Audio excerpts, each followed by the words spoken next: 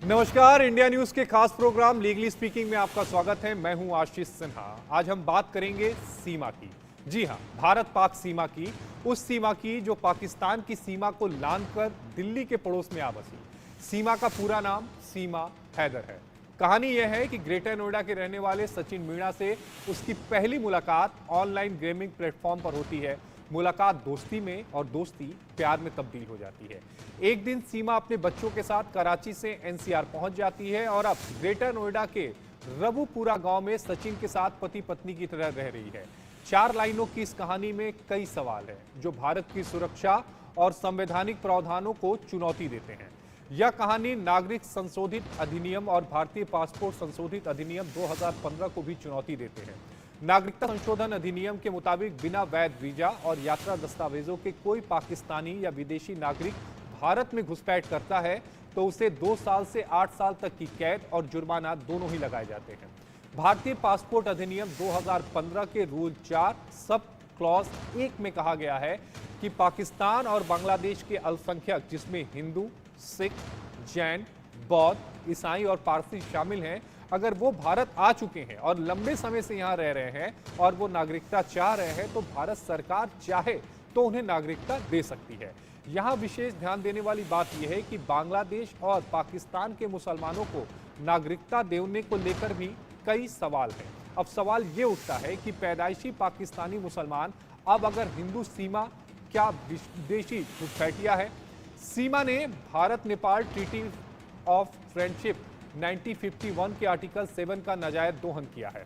अब सवाल पैदा होता है कि अगर सीमा हैदर ग्रेटर नोएडा के सचिन मीणा से शादी करने के बाद हिंदू बन चुकी हैं तो क्या उसे भारत की नागरिकता दी जा सकती है या उसके साथ वैसा ही व्यवहार होगा जैसे अवैध प्रवासी या फिर घुसपैठियों के साथ होता है? एक सवाल यह भी कि अगर सीमा को पाकिस्तान डिपोर्ट किया जाता है तो उसके साथ वहां क्या हो सकता है, क्योंकि वो मुसलमान से अब हिंदू बन चुकी है। क्या उसकी शादी फिर से होगी या उसे शरिया के मुताबिक संसारी का सुलूक होगा? इन सारे सवालों पर बात करने के लिए आज हमारे साथ 2 खास मेहमान होंगे। हमारे साथ अश्विनी उपाध्याय होंगे और एडवोकेट विनीत जिंदल हमारे साथ जुड़ेंगे। और हमारे साथ विनीत जिंदल जुड़े हुए हैं, सुप्रीम कोर्ट के वकील हैं।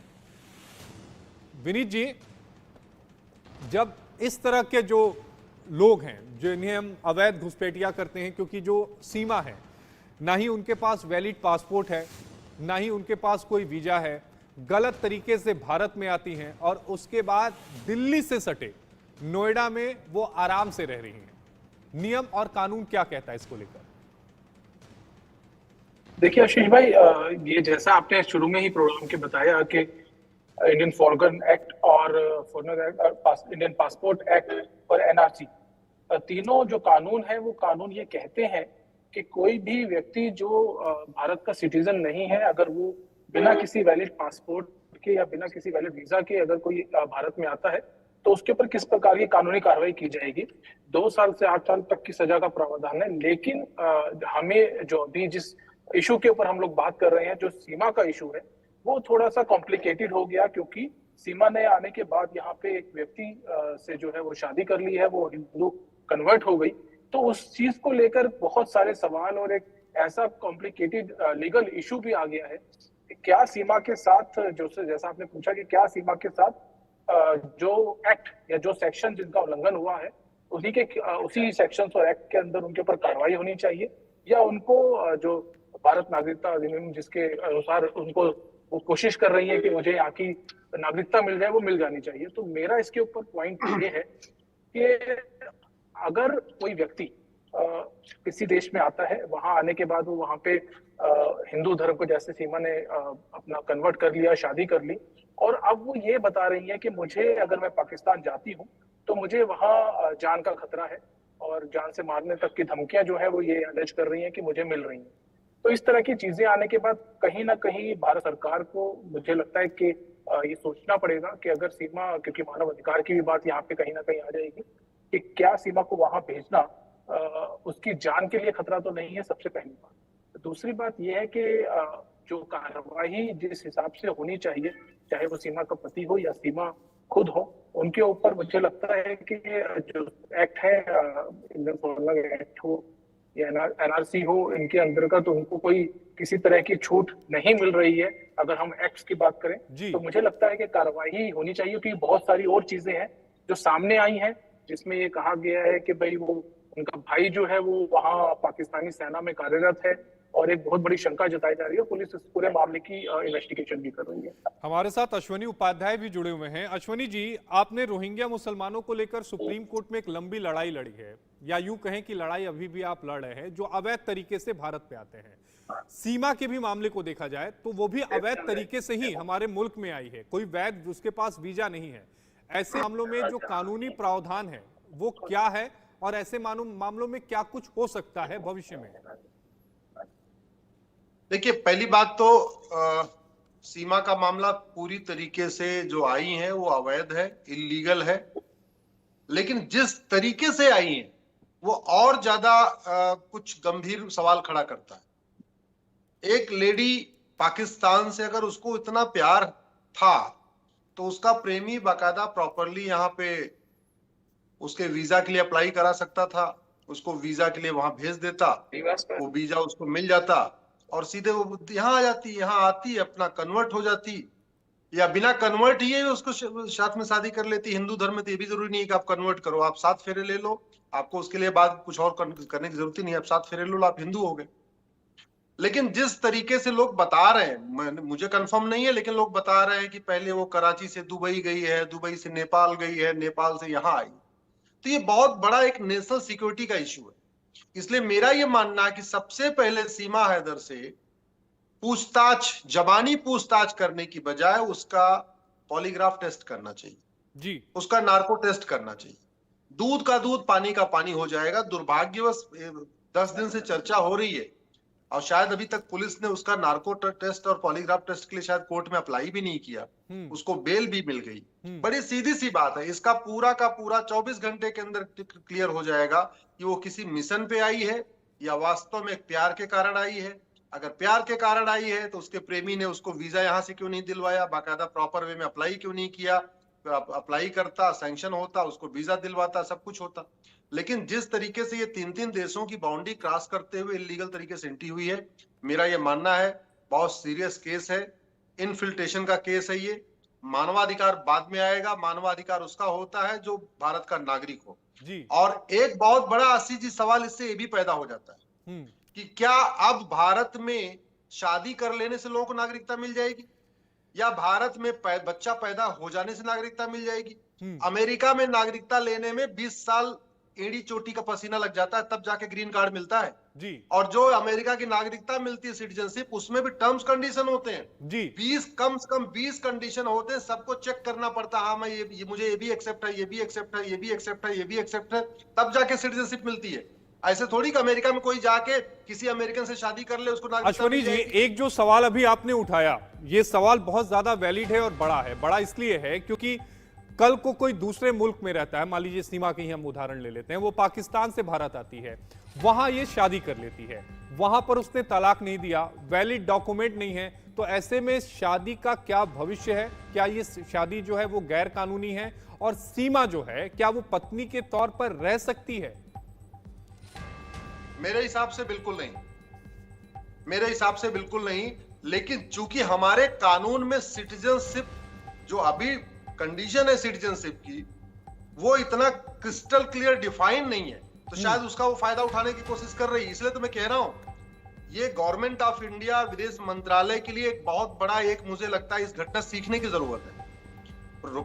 5 करोड़ के आसपास बांग्लादेशी आ चुके हैं, रोहिंग्या आ चुके हैं। सवाल ये होता है कि क्या वो बांग्लादेशी सारे भारत के लोगों से शादी कर लें, जितनी वहां से महिलाएं आई हैं, तो क्या वो भारतीय बन जाएंगी तुरंत?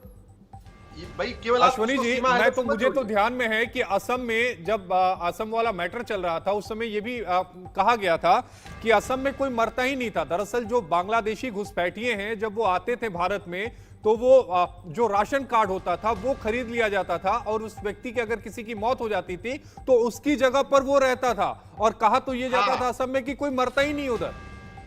एग्जैक्टली, इसलिए कह रहा हूं कि ये हमारे जो कानून में खामियां हैं, जो हमारे कानून में वेगनेस है, उसका फायदा सीमा हैदर ने भी उठाया है, उसका फायदा, उसका लवर कह लीजिए, बॉयफ्रेंड कह लीजिए। मैं तो इसलिए कह रहा हूं, सीमा हैदर के साथ साथ वो जिससे उसने शादी किया है, दोनों का एक बार narco polygraph brain mapping test होना चाहिए, तब जाके दूध का दूध पानी का पानी होगा।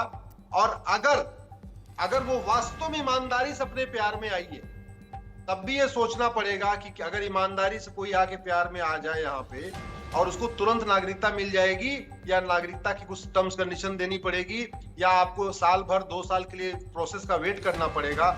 अगर इस तरीके से शुरू हुआ कि बॉर्डर के अंदर एंट्री करते ही शादी करने से नागरिकता मिल जाएगी, मुझे लगता है ये कानूनन बिल्कुल ठीक नहीं है। और ऐसा कोई कानून भी नहीं है कि कोई विदेशी आए, भारत के आदमी से शादी कर ले और बिना उसको तुरंत सिटीजनशिप मिल जाएगी। मुझे एक केस का ध्यान में है विनीत जी कि एक मुंबई का लड़का था, वो मुझे केस ध्यान में है, वो पाकिस्तान चला जाता है, सोशल मीडिया के जरिए पाकिस्तान की एक लड़की से उसकी बातचीत होती है और वो उससे मिलने के लिए पाकिस्तान जाता है, और लड़की के घर वाले जो हैं वो उसे आईएसआई के हवाले कर देते हैं। 8 सालों तक वो जेल में रहता है। उस समय तत्कालीन विदेश मंत्री होती थी सुषमा स्वराज जी, उनके दखल के बाद वो छूटता है, और जब वो हमारी सरजमी पे आता है तो वो सरजमी को चूमता है।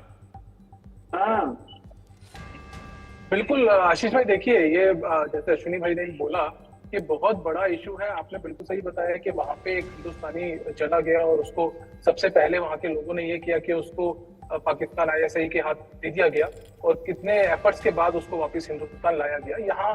लेकिन हमारे देश में शायद सिनेरियो कुछ और है, और मैं बहुत समय से देख रहा हूँ जिस तरीके का एक ऐसा एटमॉस्फेयर सा क्रिएट कर दिया गया है सीमा के लिए। वो ऐसा दिखाया जा रहा है कि देखिए कितना अच्छा है कि प्यार बिना बाउंड्री के आ गया है हिंदुस्तान में, और उसको सेफगार्ड करने की कोशिश की जा रही है। लेकिन इम्पोर्टेंट ये है कि जैसा एक शेडो, जैसा अश्विनी भाई ने भी मेंशन किया कि एक शेडो है, और उस शेडो का जो फायदा है वो शायद कहीं ना कहीं सीमा उठा रही है। और मैंने देखा है कुछ इंटरव्यूज उसके, और बड़ा एक जिसे कहते हैं कि बड़ा सोचा समझा हर चीज को बोलने का, क्या बोलना है, कैसे बोलना है, तो कहीं ना कहीं बहुत बड़ी शक की सुई खड़ी होती है।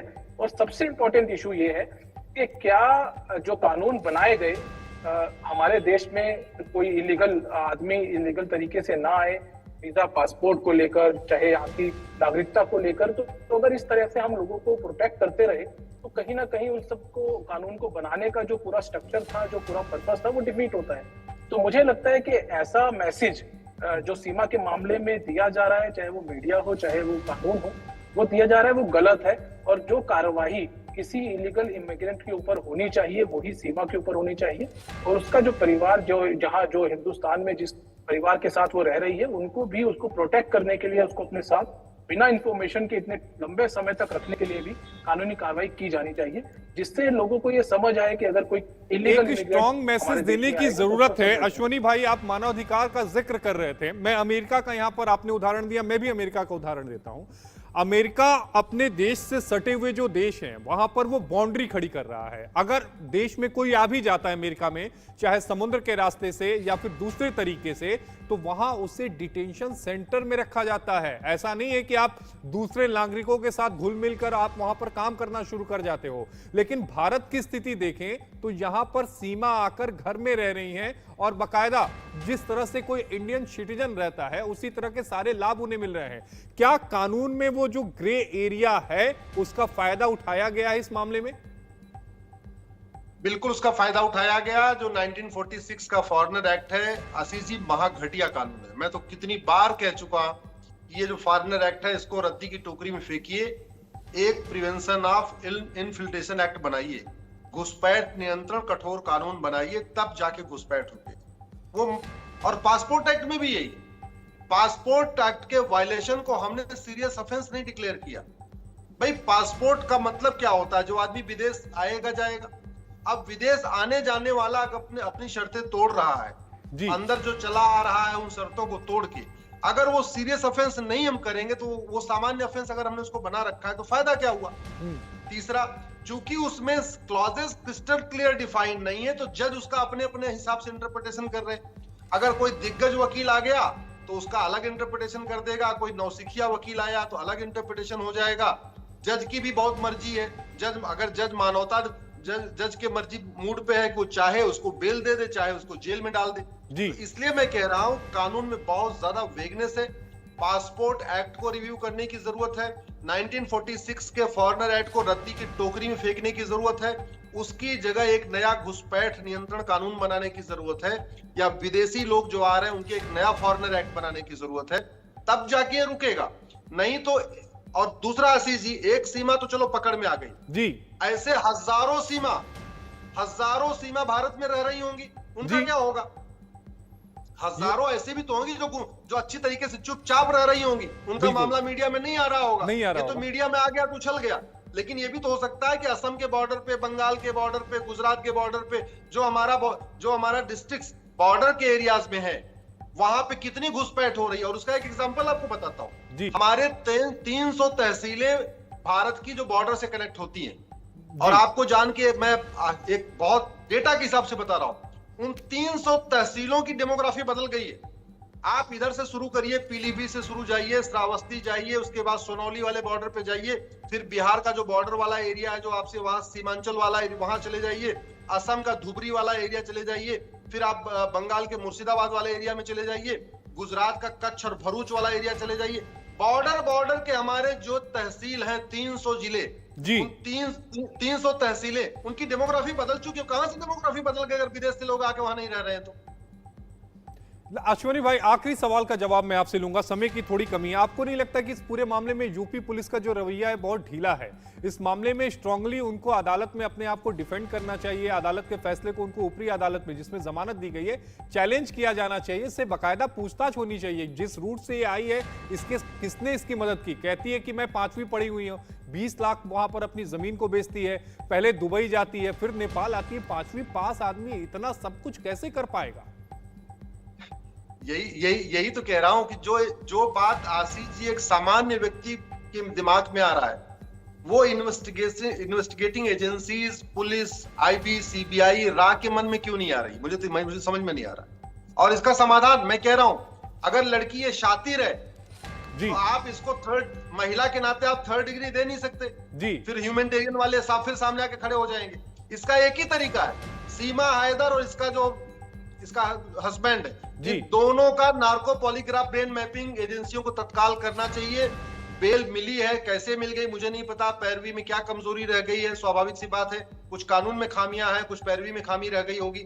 लेकिन अब टाइम आ गया, सीमा हैदर से सीख लेते हुए आगे का कम से कम रास्ता बदले, अपना पासपोर्ट एक्ट ठीक करें, वीजा सिस्टम को ठीक करें, फॉरेनर एक्ट को ठीक करें, और साथ में साथ ऐसे मामलों में narco polygraph brain mapping mandatory किया जाए, तभी ये बात आगे बनेगी।